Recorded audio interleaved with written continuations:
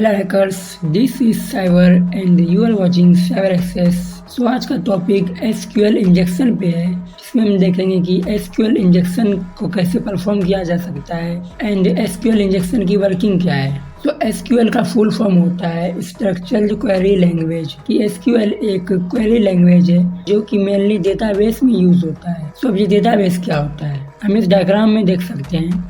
एक database server है जिससे 3 डेटाबेस हैं, शॉप, स्टाफ एंड अकाउंट्स। तो उसके नीचे भी कुछ टेबल्स दिए गए हैं। तो आज की वीडियो में हम यूजर्स वाले टेबल को एज एन एग्जांपल यूज करने वाले हैं। तो हम एक टेबल को खोल रहे हैं। हमारे टेबल में डेटा रो एंड कॉलम्स के फॉर्म में स्टोर किए जाते हैं। तो लेफ्ट टू राइट वाला कॉलम होता है एंड अप एंड डाउन वाला रो। तो जैसा कि हम यहाँ देख सकते हैं, लेफ्ट साइड में एक आईडी का सेक्शन है जहाँ 1 2 3 से कुछ नंबरिंग किया गया है एंड उसके सामने ही कुछ यूजर्स नेम है एंड उसके पासवर्ड्स हैं। तो अब हम एसक्यूएल की वर्किंग को समझते हैं। तो उसके लिए हम एक क्वेरी यूज कर रहे हैं, select extract from user where user name equal to admin. ये क्वेरी हम जैसे ही लगाएंगे, हमारे डेटाबेस के टेबल में जो यूजर नेम एडमिन होगा उस यूजर का डिटेल्स हमें ला के दे देगा। तो हम सेकेंड क्वेरी देखते हैं। यहाँ भी सब सेम है, बस हम इक्वल टू से पहले एक्सक्लेमेशन मार्क लगा दिए। तो इससे ये हुआ कि एडमिन को छोड़ के जितना भी डेटाबेस पे यूजर है वो सभी में शो किया जा रहा है।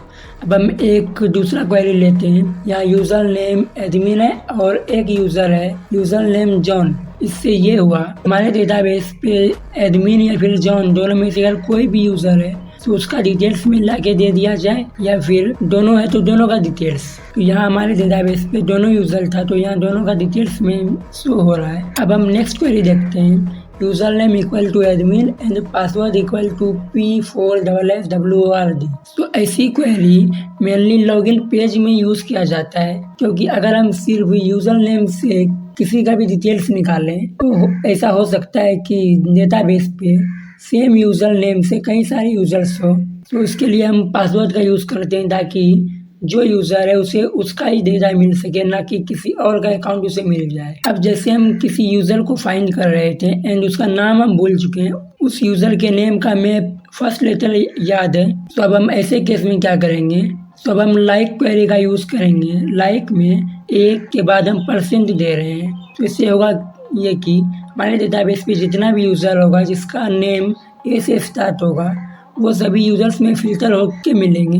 तो उसी तरह हम लास्ट लेटर का भी यूज़ कर सकते हैं। तो हमने यहाँ लास्ट में दिया है एन। तो यहाँ हमारे डेटाबेस पे 2 यूज़र थे जिसके यूज़र नेम में लास्ट में एन आ रहे थे, एडमिन एंड मार्टिन। तो में ये दोनों का डेटा शो किया जा रहा है। अब जैसे हमें किसी यूज़र के नेम में जो बीच का कुछ लेटर होता है वो याद है, तो हम उससे भी यूज़र को फाइंड कर सकते हैं। हम आगे पीछे % लगा दिए एंड बीच में MI दे दिए। MI जो है एडमिन के बीच में आ रहा है, तो मैं एडमिन को सर्च करके दे दिया डेटाबेस हमारा।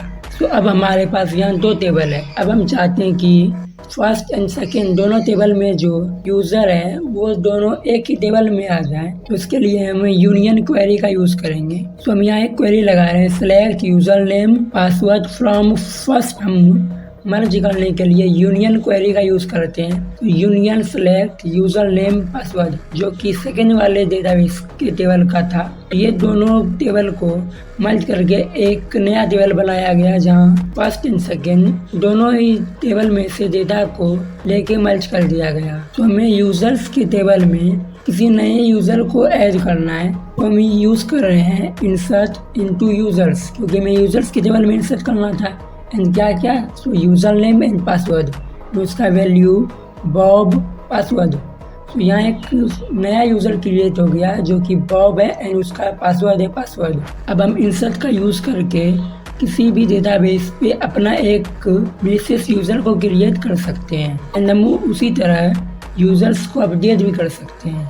उसके लिए update users set user name. तो यूज़र नेम है रूट एंड पासवर्ड PASSWD है, where user name equal to Bob. So जहाँ पे बॉब एक यूज़र था तो बॉब को चेंज करके उस यूज़र को यूज़र नेम दिया जा रहा है रूट एंड उसका पासवर्ड को चेंज करके PASSWD दे दिया गया है। तो ऐसे हम इस क्वेरी का यूज़ करके यूज़र्स को अपडेट भी कर सकते हैं। तो अब मान लेते हैं कि हमें किसी डेटाबेस या किसी सिस्टम पे एक्सेस मिल गया है, तो अब हम चाहेंगे कि सिर्फ मेरे पास ही उस पूरे सिस्टम का कंट्रोल हो, तो वहाँ से पहले वाले यूज़र को डिलीट करेंगे। तो उसके लिए हम यूज़ करते हैं delete from user where user name equal to root. तो इससे जहाँ पे पहले रूट नाम का यूज़र था, उस यूज़र को डिलीट कर दिया गया है, क्योंकि मैंने अभी लास्ट स्लाइड में यूज़र बॉब को अपडेट करके रूट किया था। अब मैंने उस रूट यूज़र को डिलीट कर दिया है। तो अब हम चाहेंगे कि यहाँ से सारा यूज़र डिलीट हो जाए, तो उसके लिए हम सिंपली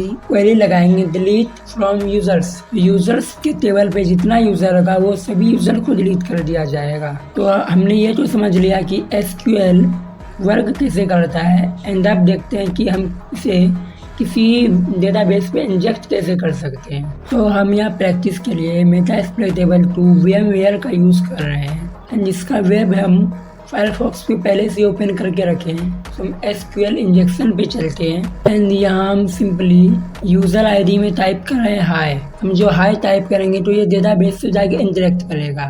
तो हम URL पे देख सकते हैं कुछ चेंजेस हुए हैं। तो हम ID में क्या करेंगे, हम ID को चेंज करके दे रहे हैं 1। तो इससे हमें एक यूज़र का डिटेल निकल के आ रहा है। हमने पहले देखा था कि हर एक यूज़र के पास उसका एक खुद का ID होता है, एंड अब इससे ज़्यादा हम अगर यहाँ देंगे तो ये वीडियो भी डिलीट हो सकता है।